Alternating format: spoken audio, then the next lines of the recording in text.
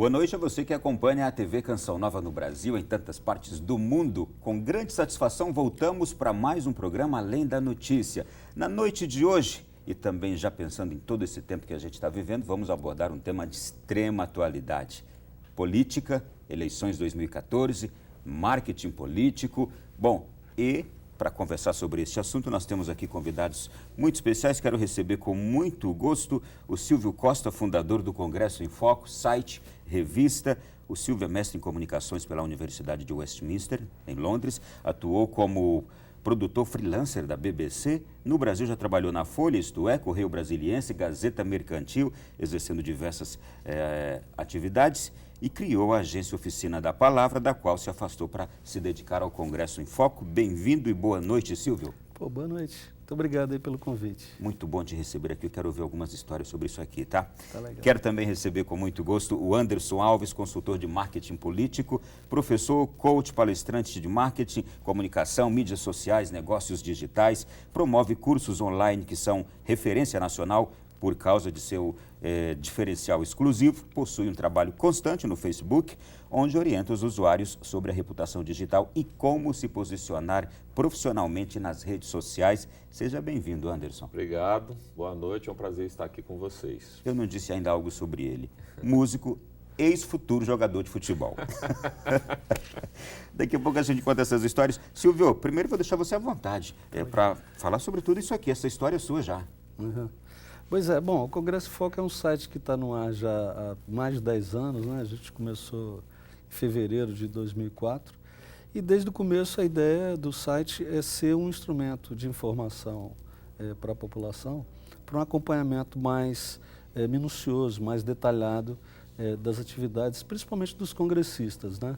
Dos políticos em geral, mas sobretudo dos congressistas. Então, por exemplo, uma das linhas de trabalho que a gente inaugurou no país, né, foi do acompanhamento da trajetória criminal dos políticos, né? Quer dizer, nós fomos o primeiro veículo de comunicação no país a publicar uma lista de políticos acusados criminalmente, né? Numa época em que essas informações ainda não estavam disponíveis ou não estavam tão disponíveis na internet como estão hoje, embora ainda haja muito a melhorar nesse aspecto.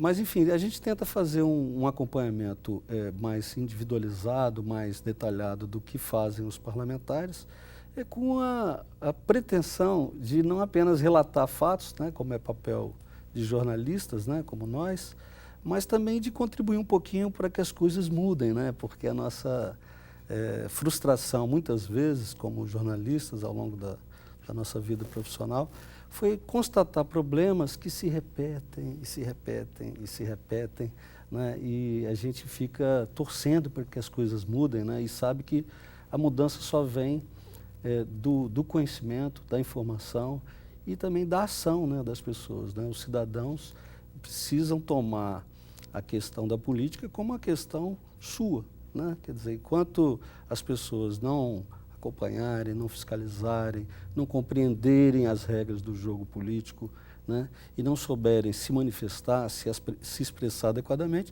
infelizmente, a política no Brasil vai estar muito longe daquilo que ela poderia ser. Olha, quero já aqui parabenizar o Silvio, porque o Congresso em Foco, site e revista, eles são uma referência para o acompanhamento do desempenho da classe política brasileira. É um dos sites mais acessados em nível político no Brasil. Então, parabéns. Muito obrigado. Estou honradíssimo de recebê-lo. E sobre o nosso querido Anderson. Anderson, fala sobre o seu trabalho. Eu já, inclusive, já utilizei, antes de entrarmos no ar aqui, eu já fiz a minha consulta. Fala sobre o seu trabalho, por favor. Bem, a gente trabalha, né, com marketing e, recentemente, para atender uma demanda que não existia, né, ainda profissionalmente no Brasil, a gente começou a desenvolver o marketing digital eleitoral, né, que é uma atividade nova. Muito tem se falado sobre internet, sobre usar mídias sociais, redes sociais para campanhas eleitorais, né, mas não de uma forma profissional. As pessoas têm feito aleatoriamente, né, muito por conta de campanhas, né, como Obama e etc. O brasileiro ficou muito animado com esse tipo de coisa, mas o que nós vimos em campanhas passadas foi que não funcionou muito bem. Essa já começou e também não está funcionando muito bem. A gente tem visto muitos problemas, muita confusão, muita falta de entendimento, até porque para o próprio TSE também é uma coisa nova.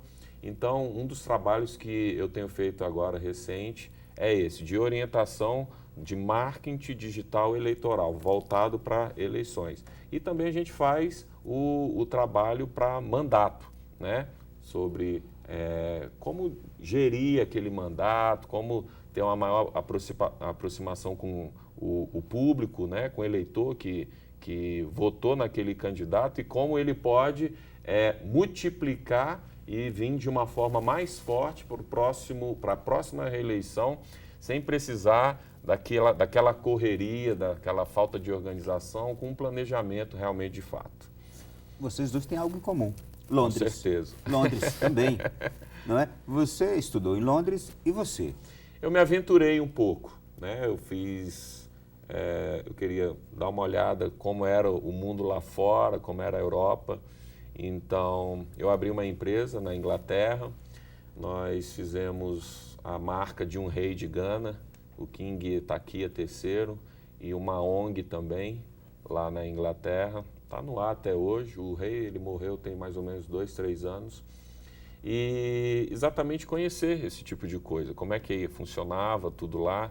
E nesse período, nesse ano de 2007, 2008, não se falava muito sobre digital marketing, né? O marketing digital, né? O Facebook estava começando ainda, o brasileiro lá, né? Os brasileiros que tinham muito contato com o pessoal era só através de Orkut ainda na época.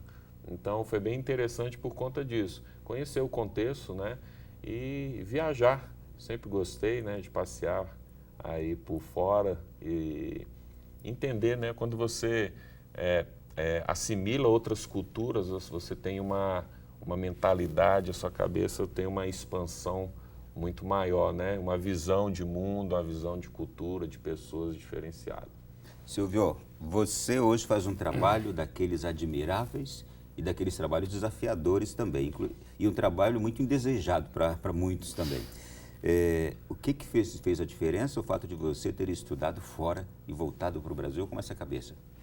Eu não sei até que ponto isso influencia, né? Mas sem dúvida, assim, conhecer outras nações, né? Conhecer outros países, outras realidades, é um negócio que faz a gente pensar muito na nossa própria realidade, né? E sem dúvida, quando você compara o Brasil com outros países, a Inglaterra certamente entre eles, claro, a gente tem coisas assim adoráveis, né? No país, assim, eu não estou entre aquelas pessoas que acho que tudo que é do Brasil é uma porcaria. Muito pelo contrário. Eu acho que, em muitos aspectos, os brasileiros até poderiam se valorizar mais e valorizar mais as coisas que têm. E quando a gente volta, a gente percebe isso, né? Isso, O tanto que é bom morar no Brasil, né? Sem dúvida. Mas o fato é que em várias áreas, né, você pega saúde, educação, segurança pública, desenvolvimento científico e tecnológico, transportes, infraestrutura, é um universo imenso, né, de campos, de setores, em que a gente está muito mal. Representação política, claro, no mundo todo há um questionamento sobre a atividade do político, sobre a atividade do parlamento. Quer dizer, esse é um questionamento que existe mesmo nos países mais desenvolvidos.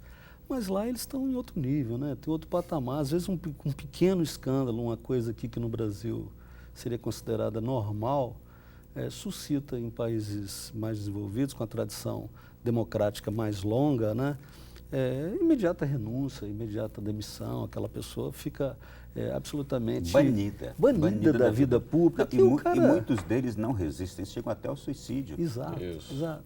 E aqui no Brasil a gente vê situações assim absurdas do camarada que fez o que podia, o que não podia, e ele depois volta. Conseguir na frente. Né? E ainda está fazendo um monte de coisa para se defender e fazendo coisas arbitrárias. Né? Quer dizer, essa coisa da manipulação, né? Dos sentimentos das pessoas, né? Porque o brasileiro ele tem uma coisa que é muito bacana, de generosidade, mas às vezes eu acho que falta uma atitude um pouco mais crítica, um pouco mais vigilante, um pouco mais racional, menos emocional, né? Porque política escolha, né? Quer dizer, o que é política, afinal de contas? É A gente você podia- acho que a gente podia encontrar até- soluções comuns, Podia até né? aplicar aquela frase, o brasileiro não desiste nunca, nem mesmo de acreditar. É. O cara acredita em alguém que está o tempo inteiro Pois te é, enrolando, mas vamos te acreditar enganando. com informação, vamos Sim. acreditar com análise, né? Vamos acreditar com algum método na escolha, né? Então, por exemplo, muita gente se queixa, não vou votar em ninguém, não tem ninguém que preste. Mas, pô, peraí, são quase 25 mil candidatos, não tem ninguém que preste. Entre esses 25, é difícil acreditar que não tem ninguém que presta. Entendeu? Não vou votar porque ele não vai ganhar. Pô, dane-se se ele não vai ganhar. Vote em alguém que é bacana, vote em alguém que é legal, ele vai ter só 1% dos votos. Não, mas você está dando a sua opinião, quer dizer, tem uma importância isso, né? Então, assim, eu acho que tem, sem falar de casos piores e mais chocantes, de gente que ainda, infelizmente, vende o voto, né? Ou troca o voto por um favor, por uma promessa de emprego, por uma promessa de um ganho material individual, que a gente até compreende quando vai ver a realidade pessoal, né?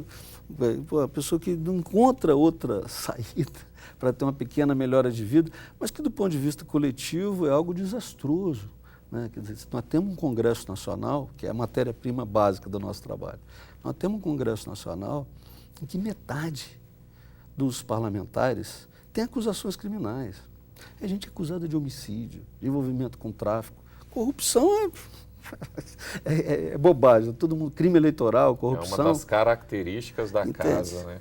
Negócio Então, assim, sério. não pode, sabe, um negócio desse, ok, a justiça poderia ser mais ágil, o sistema legal favorece isso, tem uma série de questões que independem do cidadão, do eleitor, individualmente. Mas tem um pedaço importante que depende dele, que é de votar com consciência, que é de acompanhar, fiscalizar, se manifestar, agir, né? Quer dizer, acompanhar a conduta das pessoas, não só sob o aspecto de rouba e não rouba.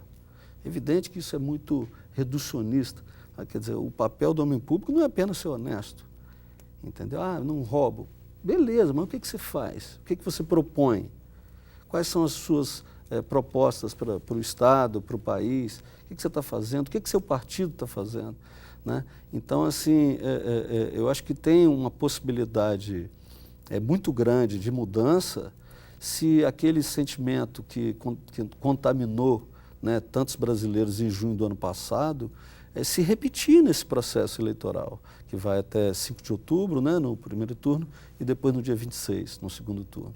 Quer dizer, as pessoas tomarem a política, tomarem o destino do país, o destino de cada estado, de cada unidade federativa, como parte da sua vida, porque é isso de fato que né? Eu queria agora entender o seguinte, você nos situou no cenário real que temos hoje.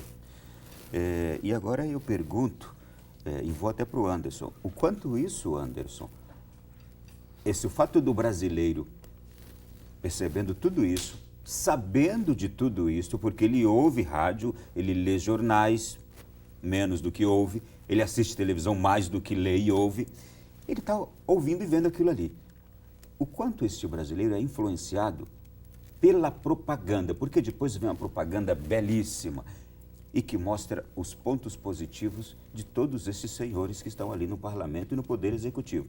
O quanto ele é influenciado e por que isso acontece? O que o Silvio falou, eu pego um gancho aí com o comentário dele, eu não vejo o brasileiro com aquela força, entendeu, de continuidade do que ele se propõe a fazer, de movimentos, etc. Então vamos fazer, por exemplo, uma análise do que aconteceu no Egito e o que aconteceu na Copa das Confederações, né? Você está falando de julho, né, e tal. Sim. Não vai ter Copa e não sei o quê, e o Brasil acordou, o gigante acordou, aquela coisa toda. Você não viu nada na Copa, entendeu? Foi tudo tranquilo, não teve revolução, não teve nada, entendeu? Então a gente vê muito a respeito disso. E se você falou sobre essa continuidade, né? E você não ter essa continuidade. Agora você vê, por exemplo, essa coisa do marketing, né? E de pessoas, de figurões voltarem, realmente tem a ver, tá? Com uma coisa de publicidade, de política, mas eles é como o Silvio falou, teve uma história, né? O cara deu um terreno, fez alguma coisa e tal, isso você vê muito nas classes mais baixas, entendeu? Então, esse grupo continua vindo. E o brasileiro tem essa memória mesmo, curta, de esquecer, entendeu? Não é uma coisa muito forte. Será que nós não aqui. temos uma outra característica aí que é mais forte do que outros povos? A característica de, por exemplo, achar que alguém que me fez um pequeno benefício merece sempre a minha fidelidade, mesmo que ele tenha outras coisas erradas em outros aspectos, com outras pessoas, com outras áreas. Mas mesmo assim ele fez algo bom para mim. Então eu continuo votando nele. Ele me beneficiou. Existe isso mais forte na gente? Olha, eu assim, tem uma gama aí variada, importante, né, de pesquisadores que analisam muito essa questão aí das práticas políticas, das práticas sociais, sob o prisma aí da análise cultural, da análise histórica. Você pega aí, tipo Roberto da Mata, né, Sérgio Buarque de Holanda, e tantos outros, né? Então, quer dizer, sem dúvida, a gente tem uma história, tem uma tradição de patrimonialismo, né? Quer dizer, que é do uso do patrimônio público para favorecer interesses particulares. Ah, meu amigo arrumou um bom emprego público, vamos pedir a ele um favor tal, né? Ah, eu preciso de alguma coisa de um órgão público X, pô, vamos ver, eu conheço lá um cara que vai me ajudar, sabe? Essa linha de tentar resolver as coisas na base do relacionamento pessoal. Sem dúvida, tem esse histórico. Agora, eu acho que tem uma coisa que talvez seja tão ou mais importante do que isso, que é a nossa história concreta, né? A nossa história econômica, história social, que é a história de exclusão, né? Quer dizer, a democracia no Brasil ainda é um fenômeno recente. Quer dizer, a gente teve um longo período de jugo colonial e depois a gente teve um período, tanto no Império quanto na República, um período em que a atividade, até mesmo de votar, era privilégio de uns poucos, né? Quer dizer, a democracia, com a amplitude que ela ganhou no Brasil, é um negócio que tem, eu acho, como marco fundamental a Constituição de 1988. Né? Então, quer dizer, eu acho que a gente está aprendendo, né, a jogar esse jogo, sabe? Então, sem dúvida, a questão que você levantou sobre a propaganda é algo que me preocupa. Eu acho que é algo preocupante, porque, sem dúvida, você tem técnicas profissionais da propaganda. Você vê a questão aí na eleição presidencial, a corrida para comprar, né, apoios de partidos para ter o maior tempo na televisão, né? É um verdadeiro leilão das alianças partidárias para garantir tempo de televisão, na convicção de que o tempo de televisão é determinante para o resultado eleitoral, porque há verdadeiros magos, né, do marketing televisivo e do marketing eleitoral, agora também do marketing digital, que têm capacidade, sim, de aumentar significativamente as intenções de voto de um determinado candidato, né? Aí também, de novo, a única solução, quer dizer, ou a solução definitiva, ela depende do cidadão, ela depende do eleitor. Depende dele desconfiar das coisas, né, das promessas, que ele ouve na propaganda um pouco. E a gente quer entrar daqui a pouquinho neste assunto, a propaganda, e como a gente manter-se muito atento e saber decidir diante da propaganda. No próximo bloco.